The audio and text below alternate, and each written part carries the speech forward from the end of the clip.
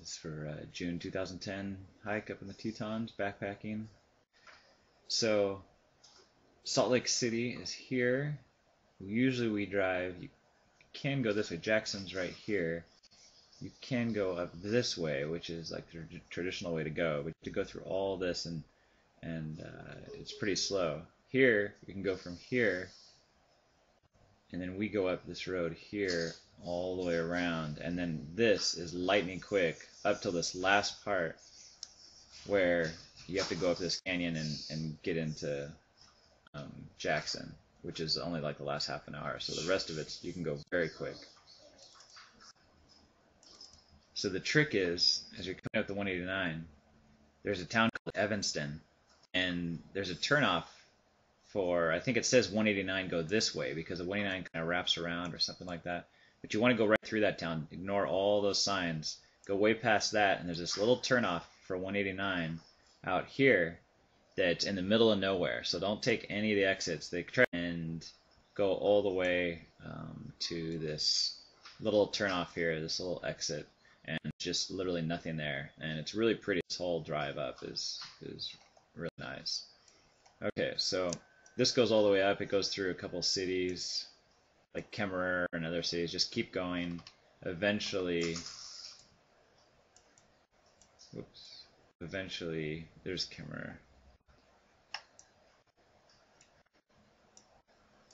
Eventually the road will hit a T. It like ends in this other road, and you just take a left and continue, and you'll see signs because you continue up to the Tetons.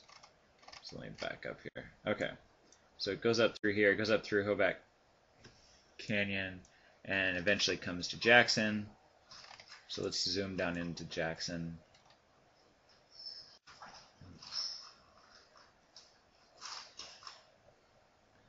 Okay, so this is Jackson Hole or Jackson, downtown Jackson.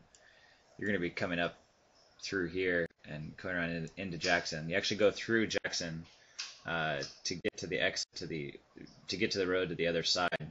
You just go right through downtown Jackson, and the road actually comes into Jackson. The road you're on actually goes into Jackson, and then there's this big main square you'll see with a bunch of like antler heads and stuff like that. And you take a left there at that square. You know, right at the front of as soon as you arrive at the square, you take a left, and then that road eventually turns into this road that takes you out into the Jackson Valley. And you can see here, these are all the mountains, the Teton Range, because this is a fault line. So this whole valley, everything like dropped, and this all rose up, and that's what created the Tetons. So it's really cool because there's no foothills. That's what makes the Tetons so amazing, because it's just like peaks straight up from 7,000 feet at the base of this whole valley, going straight up 6,000 feet up to 12 and 13,000 feet. So it's pretty spectacular. And there's an airport right here. You can see the airport is right in the middle of the valley, just north of Jackson. So you're going to drive all the way on this road, all the way to, you're just going to stay on it all the way to Moran Junction, where there's an entrance to the Grand Teton National Park.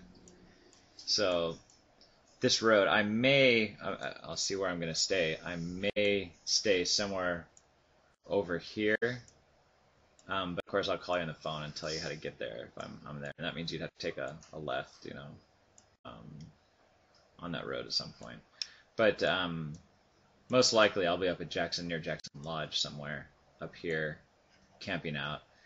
And so you come to Moran Junction, you take a left, and Jackson Lake Lodge you'll eventually see on the left, and you'll also see Coulter Bay. I'll probably be maybe Coulter Bay perhaps. And eventually up here is Lizard Creek, is right in this area. And so I'll be one of those three areas probably. I'll be the Lizard Creek Campground,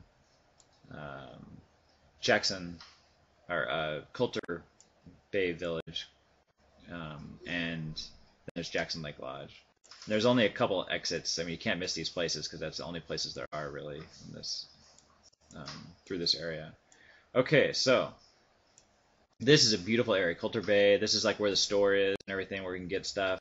Jackson Lake Lodge is beautiful. There's overlooking at the Tetons to the left out this way. It's a gorgeous area. And over here is where our hikes are going to be, where we come over here, and this is the one I'm targeting, which I think would probably be the best. This is kind of, I'm calling a buffalo loop.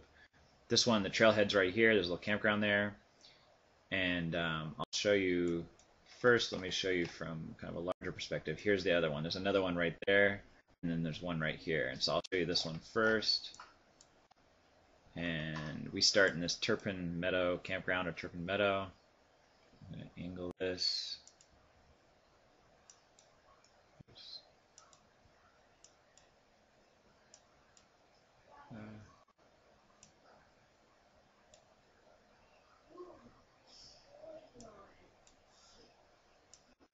There we go.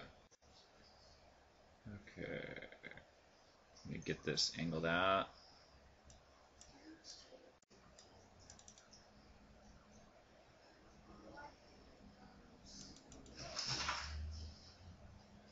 So here's Turpin Meadow campground where we start out. There's a road. The road goes right to there, and then we're going to go this right way on this South Fork of Buffalo Stream. I think I have a lines going directly through. Obviously, it doesn't follow the trail perfectly, but the trail comes through here, comes kind of along the river, and then eventually we get to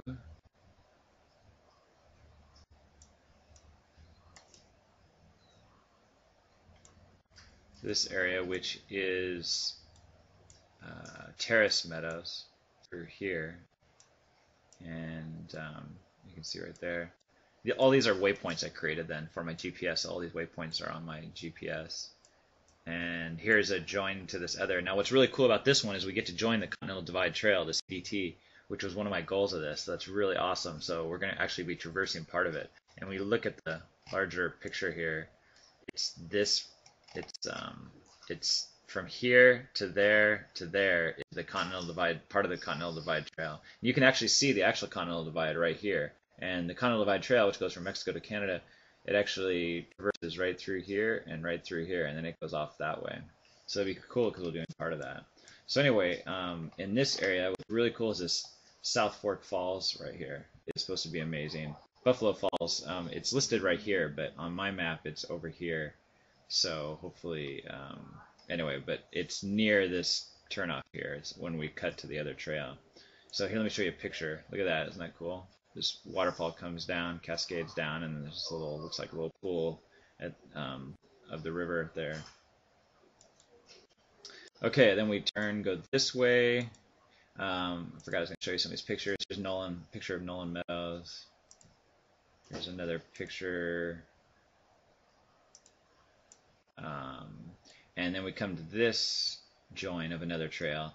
Now, if we wanted to, if we had time, I don't think we'll have time, but if we did, we could go up here to Big Springs. I thought there was a picture here, but I don't see any pictures. Anyway, if we really had time, it'd be cool to go up to Crater Lake, but I don't think we'll have time. But at Crater Lake, the outlet stream drops down into a canyon. I mean, drops down into like this gaping hole out of Crater Lake. It's pretty cool. Let me see. I don't see a picture around here. There's supposed to be a picture of Big Springs, but I think.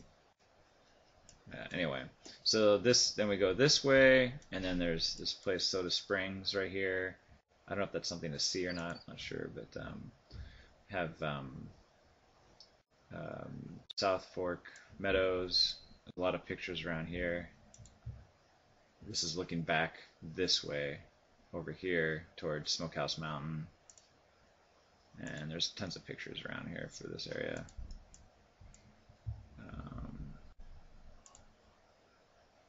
See all kinds of pictures.